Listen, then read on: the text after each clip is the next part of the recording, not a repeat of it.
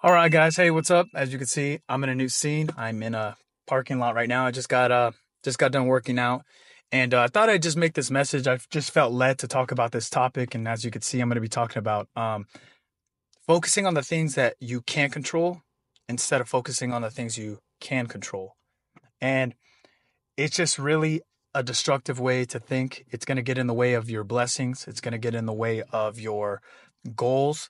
And it's just going to all in all distract you. It's going to throw you off track. So I felt like someone needed to hear this. I know I could have used this advice earlier on in my life when uh, I had a business and, I suffered from focusing on the things I couldn't control and I let it get to me.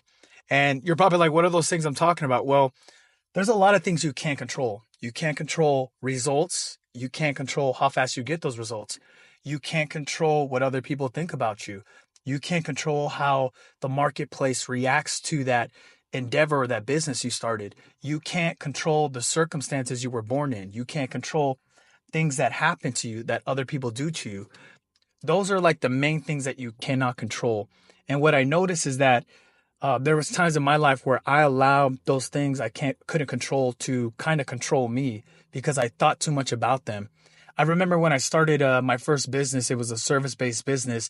2 years went by, and you know, I followed the blueprint of other businesses in my industry, and I said to myself, "Well, if I do what they do, I should get the results they have."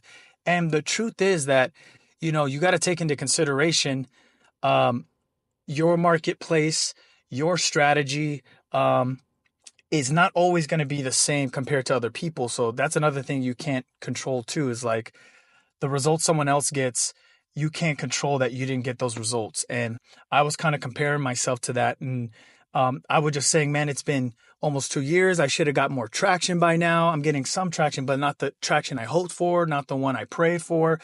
And it distracted me and it discouraged me, to be honest with you. And I know some of you guys probably have done this before where you're like, I haven't got the results yet, so I'm going to quit. I'm going to give up. A lot of times I see that at the gym. I mean, I know it's the New Year's. A lot of people set these resolutions to go to the gym. They go hard for a month, maybe two, maybe even 3 months. They lose a pound or two and they're not satisfied with the image they see in the mirror because they're focusing on the things they cannot control. You can't, it'd be nice to have that perfect body that you were looking for in 2, 3 months with hard work and good dieting. But the truth of the reality is it takes longer than that. You have to accept that it's it's going to be a hard journey. Anything worth having in life, a healthy body, um, healthy finances, a good career, good relationships, everything is going to be hard. You just have to choose your hard. And I think the best thing you could do is just come to grips with the fact that it's going to be hard. It's going to probably take a lot longer than you estimate it to take. I'd rather you overestimate than underestimate how long and how hard something's going to be to achieve. Um, but instead, here's the remedy: focus on the things you can control, like your attitude. That's one of the biggest things. I believe 100% your attitude is going to determine how you perceive the world around you. Like, for example, I can't control if I was born poor, but I can't control my happiness in the situation that I'm in. I'm a big believer in the Bible. I remember Paul talked about he can be content and God allowed him to be content in every single situation that he was in.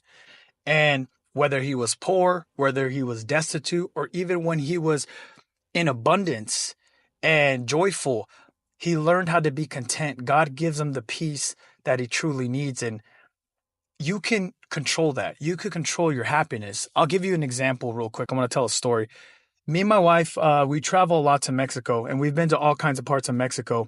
And every time we go into like the towns and the cities, we always see little kids trying to sell like food and merchandise to just make some money. You see moms with laying out a blanket with their little baby, trying to sell like handmade jewelry and stuff like that, just so they can buy a meal and live for the day. But when I look at them and they look at you, they smile. The kids are happy. They're laughing. They're playing while they're doing it. You go to the hotels, all the workers are extremely happy, grateful. You give them a tip, it could be like $1, it could be $5. They're so extremely grateful, and it shows. You come back to the States, it never fails. Every time we come back, everyone's attitude is totally different. And that's something you can control. Everyone's grumpy, grouchy, negative. They complain. It's so crazy. No gratitude. They're not grateful. But for some reason, these people, when we go to Mexico, they have way less than what we have. And for some reason, they're extremely happy. Isn't that funny? Do you notice that? Kids in third world countries, they're like the happiest kids in the world. Why? Because life is about the simple things. You can't find peace in material things. You can't find peace in results.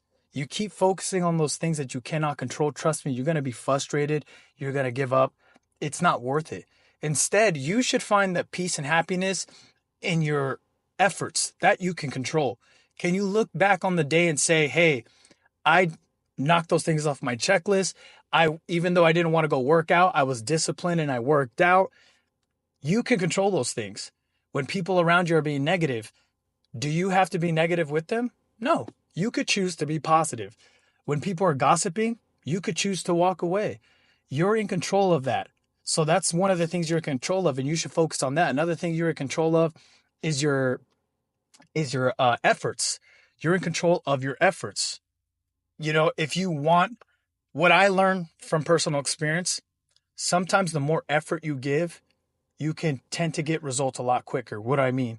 Let's go back to the fitness.